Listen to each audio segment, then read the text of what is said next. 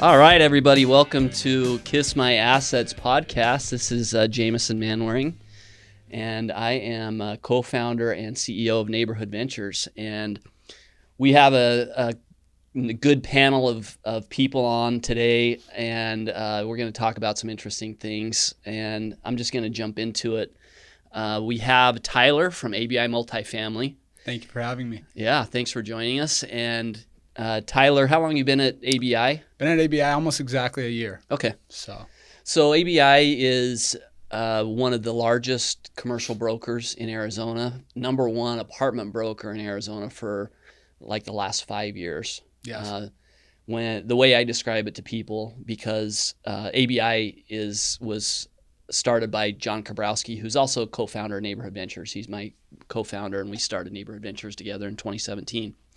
So ABI is the largest apartment broker in Phoenix, and they basically, in their office, they're going to see most of the apartment deals that come through Arizona. Many of them will, in one way or another, come across the desks at ABI. They're a big deal. And our market isn't huge. It's not like it's Southern California or something. It's Phoenix, so they see a lot of the deals that come across the Phoenix market. And if you're thinking about like the stock exchange, and which is an efficient market where all the stocks that are traded there, the information about them is all public. The thing with real estate is the information isn't public. You have to go in and dig, and you have to talk to sellers, you have to talk to brokers, you have to do a lot of groundwork, because a lot of transactions and real estate opportunities, you know nothing about them when you start. So if there is a place where there is a market of what's happening with apartments in Phoenix, it's really at the ABI multifamily office. That's kind of the way I look at it. So you've been here for a year. Great choice of joining ABI, and you guys are quoted in the press all the time. There was an article by Catherine Rieger in the Arizona Republic. She's the real estate writer in editor for the Arizona Republic, and she quoted ABI pretty extensively in this recent article about where rents are going in the Phoenix area, because ABI also has a big research department that does all the research around what rents are doing, where they're going. So with that all said, Tyler is on the ground, so to speak. He is a broker selling apartments, helping people buy apartments, and so we wanted to have you on and get a little feel for who you are and your background, and then what you're seeing in the market as well. So just kind of to kick it off, why don't you tell us a little bit about what your first year has been as an apartment broker here? Yeah, it's been wonderful. As you mentioned, ABI is really the place to be in terms of the multifamily market. And so just being around all the guys, we're structured a little bit differently than your traditional brokerage. At other houses, you're typically on a team of 4 or 5 guys. You're very closed note, even under the same roof as maybe another multifamily team or two. Here we're very open. Where everything's out in the open. We share the same database. We share the same notes. So really, we feel like that gives our clients the most exposure to the most amount of deals. One thing I noticed when I very first started interacting with ABI was there's no doors on the office in the offices. Like if you want to go talk to one of the brokers, to shut the door and go talk. There are no doors to shut. There's no doors. Yeah, every time I come upstairs, there's always a few guys in a room. They're never by themselves. Yeah, it's just like this open feel. You have these brokers who have been in the business a long time and do some of the largest transactions in Arizona, and they don't have a door on their office. So it's just this open door policy that if you're younger, you're starting in the business, you can just go in and ask them questions, listen to their stories, get their advice. It's pretty cool. No doubt. I think you kind of get the sense that it's very competitive, and you're probably all still competing against each other for deals and stuff. But at the same time, you probably all still want each other to win at the end of the day. Absolutely. And with that collaboration, we feel like that's why we are the number one brokerage in the state, is because we do have the collaboration aspect. We are able to get more deals done. We're not sitting on a deal waiting to find a buyer. If I've got a seller and somebody else has a buyer, we get a deal done. We're not going to pocket a listing and wait to double end it. We want to give our clients the maximum exposure, and that comes through the collaboration here. That's the other aspect of commercial real estate that's very different from other real estate transactions like single family, for example. If you're going to buy a single family house today, it's going to be online on the MLS, on Zillow, on Redfin, and that's how it's going to be sold. The old days, you could buy some off-market deals in single family. If you knew the broker wouldn't put it on the MLS. My dad's actually a broker, and he would try to get listings and not putting it on the MLS and just sell them directly. That doesn't happen anymore with single family. Like, it's all about driving that demand by using the MLS. Where apartments, it is like the old days where the broker really matters, because I don't know the percent, but a lot of deals that happen off market, where if you're selling a building, instead of putting it on, starting marketing it, putting it on the MLS and market it to other brokers, you'll reach out to your database of buyers and sell it directly before you market it publicly. Do you know a percent, or how often does that happen? Does it happen a lot? It does, especially right now. As you alluded to earlier, Phoenix is a small market. We're a big city, but a small market. And so we have relationships with a lot of the owners. We kind of know who the players are, who the buyers are, who the sellers are. And to your point about the off-market deals, the market's just gone crazy. And so rents have increased. Owners have a low basis in the property. They probably bought it for a fraction of the price is what it's worth today.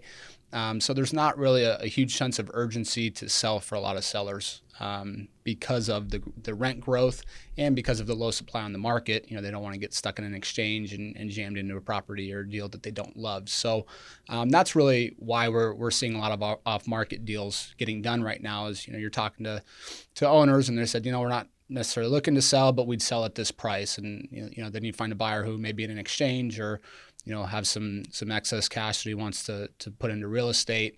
And that's really kind of how these deals are getting done a majority of the time. Not to say that there aren't listings, of course, but I'd say more than half are probably getting done off market right now in the under 100 unit space for sure. And you as a broker, you really hold kind of the keys to the kingdom, because you have the relationships with the sellers and with the buyers. Right.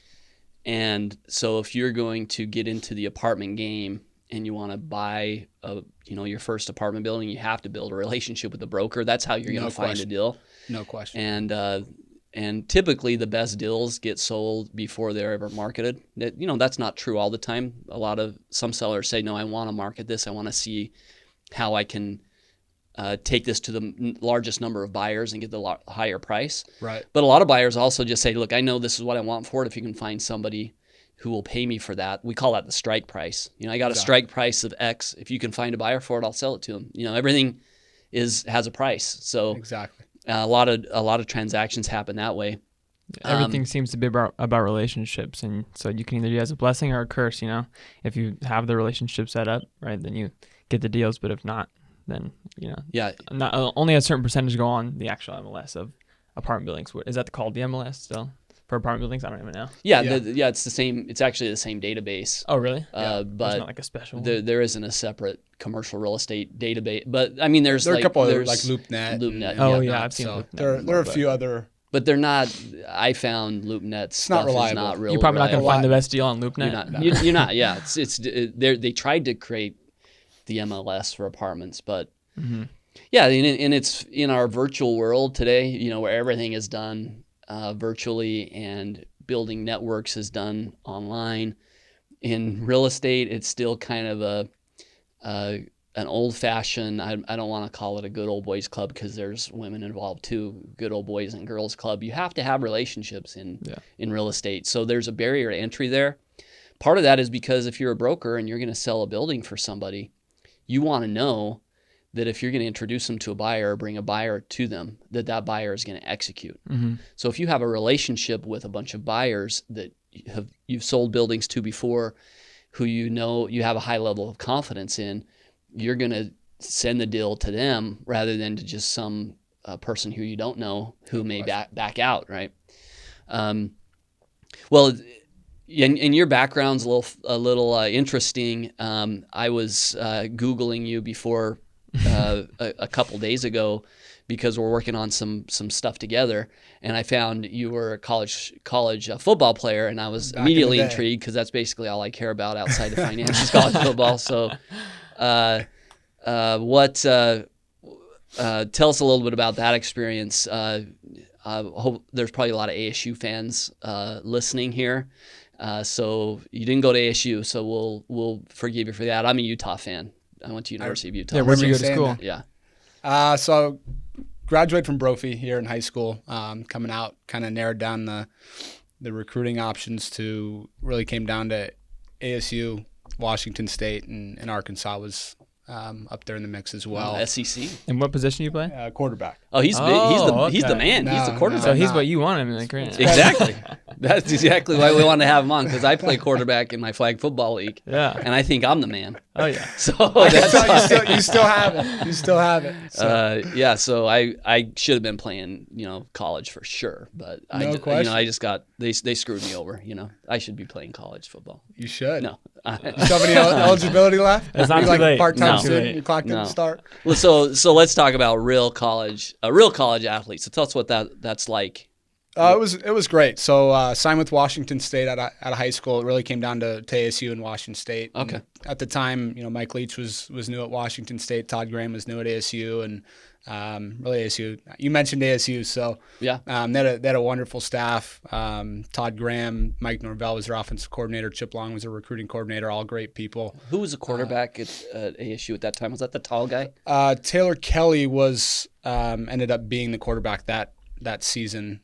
Mike Bercovici, and then Michael Eubanks. Okay, I'm thinking of some guy that was like 6'8". Oh, Brock Osweiler. Yeah, was that later? He was before. Before you, okay. So he was with Dennis Erickson and Noel Mazzoni there. Okay, yeah. So ended up going to Washington State. Mike Leach here, air raid and kind of quarterback heaven, if you will.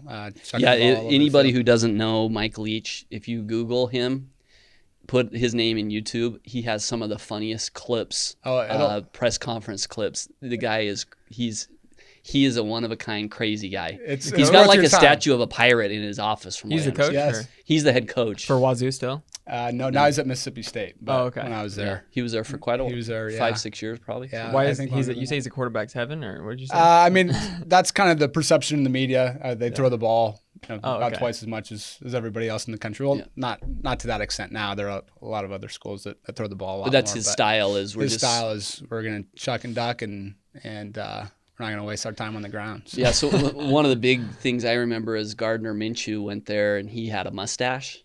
And then like all the Wazoo students ended up like either growing mustaches or putting fake mustaches on in the crowd, Yeah. And then I know he stuck one on Mike Leach too. I just saw that video in a press conference, and Mike just rolled with it. He liked it. Oh yeah. But Mike Leach is a really interesting guy. He's a brilliant guy. Yeah, really smart. Very knowledgeable about a variety of topics. He's not just a football guy. He'll talk to you about anything. So tell us a couple of funny stories that you have about Mike Leach, just because we know him. I'm actually from Washington too. Yeah, I'm from Tacoma. It's kind of far away, Pullman. Yeah. So there are so many. I'm trying to think of some, but I just remember sitting in meetings and film is running, but we're talking about spring break in Mexico and his buddy puking all over the mariachi band and the detail that he goes into. Just you can visualize being there and it's hilarious. So I could see that. Yeah. Yeah. Between that and you come in during the spring, I remember coming into the quarterbacks would always meet in the staff room, and so we'd come in and Clay McGuire was our offensive line coach, and there were whiteboards surrounding the room, and you'd see it was Clay's likes and Clay's dislikes, and each meeting the list would get longer and longer, and it'd be everything from hamburgers to blondes to cities in Texas, and that's a good strategy. So, like that's all I'm going to teach anybody is what I like, what I don't like. Exactly. Running tally. So wow, that's you played stories. All 4 years there, or no? So I transferred, bounced around a little bit. Was at Louisville for a brief period of time, and then graduated from Montana State. Yes. Oh, okay. Yeah. Wow. Yeah, Big Sky. That's so you ended up graduating from Montana State. I did. Finishing out there. So you transferred, which is a big thing with college football now, is people moving around. You're able to like transfer all your credits and stuff, or do you kind of have to start over? Fortunately, I was able to transfer credits. It's a little bit easier now on players because you don't have to sit out and you can almost get re-recruited with the transfer portal. Back when I was there, you had to get released to certain schools, and there was more complicated. It was more complicated. Washington State didn't want to release you to Pac-12 schools. They don't want to release you to other schools on their schedule. So your options were a little bit more limited. You couldn't talk to the next school until you got released to them. So it was much more risky. And your options were limited. And then once you got there, you had to sit out a year, which obviously affects reps in practice and so on and so forth. And so, the guys that are playing now, they have it made. They can get paid. They can transfer. They have a lot more flexibility. And I think that's been a long time coming. Okay. I think they should. And I think and they can get paid and with endorsements and NFTs and everything else that they want to try. Exactly. So you were big shot at Brophy, quarterback, big shot in college, quarterback. The quarterback's kind of like the guy on the team, So now, what's it like when you go into the real world? You're not a quarterback anymore. How long did you graduate from? Graduated in 2017. So it's not that long. A lot longer ago than I want to admit. But so what'd you do for the last 5 years? Yeah, I've been in real estate. So I was in residential real estate. Oh, okay. For a number of years, and that gave me the flexibility to work out in the mornings and show homes in the afternoon to see how far I can take the football career. And then you try to go to pro. I did. Had a couple workouts with the Cardinals. Played in Europe for one season, and then ultimately you got to keep food on the table. And so how do you know when to hang up the shoes? That's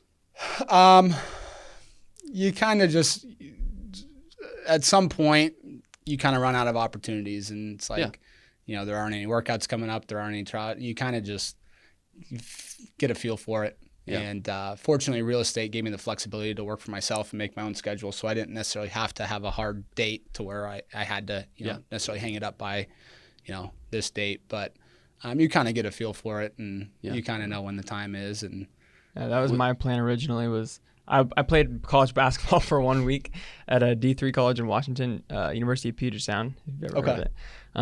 And I got my real estate license, my residential real estate license in Washington, thinking that I could do that in college. And I ended up hating the first week of basketball, and so I transferred to GCU. And that's where I'm at right now. Awesome. Yeah. Awesome. But I did not enjoy UPS. It was super small and super academically challenging, and GCU is a little lower on that spectrum. So. So that's definitely an adjustment. I know I have one of the guys who I follow who played at University of Utah, and he hasn't made the NFL for 3 or 4 years. He's a great, college football player, but figuring out when you kind of move on to either coaching or if you want to stay in the game or something else. And so you started doing some residential real estate, and then what eventually got you to ABI, which that is one thing that I've noticed is it's difficult to join a firm like ABI because they don't have a lot of opportunities. There's kind of a limited number of opportunities, so they're pretty selective about who they bring on. So congratulations for being here, the part of the team. Thank you. It's a great place to be. How'd that all end up, and why did you decide to stay in Arizona and do commercial real estate here? Yeah, well, Arizona's home. I love it here, and you really appreciate it once you go off to college. Didn't really have anything to compare it to, and Pullman and Bozeman are great places to live, but Arizona will always be home. So I always kind of knew I wanted to be back here. In terms of the transition from residential to commercial real estate, really would like to had visions of being an investor, and so bought my first fourplex actually from Carson Gressimer, one of the brokers here, and wanted to really get involved in the multifamily space from both the brokerage and investment standpoint. And so that was kind of the straw on the camel's back per se. Got connected with John Kabrowski and actually had a meeting with Rue from a separate contact really around that same time. So kind of everything was kind of coming together at that point, and fortunately things worked out, and I couldn't be happier. Yeah. So for us and our listeners who are investors at Neighborhood Ventures, we own apartment buildings in the Phoenix area.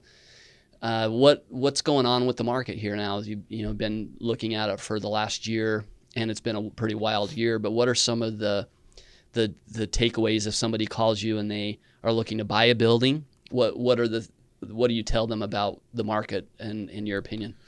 Yeah, I mean, if somebody wants to buy a building, you figure out what exactly they're looking for in terms of, do they want a value add property, one that's hasn't been renovated that you can renovate and flip in essence. Are you seeing a lot of opportunities there? Or are those harder to find? There are. They're in high demand. A lot of the buyers want the value add properties. They don't want something that's already been renovated just to buy and hold and kind of park money and stabilize, which is great as well. Obviously with the appreciation, they're kind of cashing in with that as well. Yeah. But with the value add properties, it's kind of where people want to be. Most of the investors that really want to grow and really be aggressive with things. I know you guys do a lot of that work. Yeah, that's what we primarily do is value add. Exactly. Kind of reposition it, finding properties that the rents are below the market.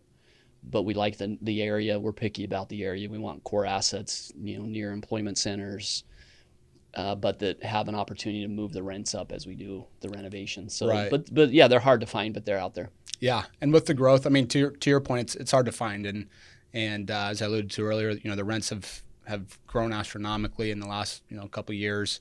Sellers are cash flowing well at this point, especially if they bought a couple of years ago or even before. So there isn't a huge sense of urgency for many owners to sell at this point. But there are deals out there. You got to dig and find them, but there are deals out there, and that's what we're here for. Yeah. How do you find the deals? So let's say talk to some people who have been looking for a while.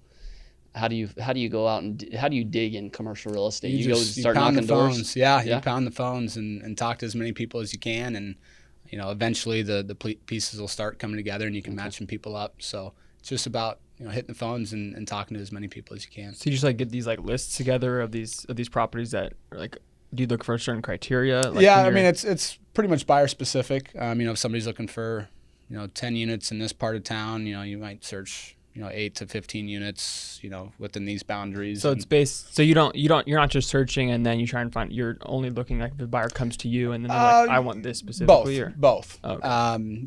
If you've got a buyer who's in an exchange, you really need to turn on the jets for them.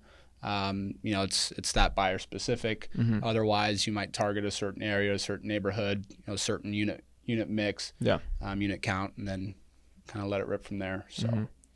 Okay, so first year in commercial real estate, I know is challenging because you're doing a lot of pounding the pavement, cold calling. You have to build your network on both the buyer and the seller side. So right. How's that compare to playing, college football? How's the first year been compared to your first year at Wazoo? It's comparable.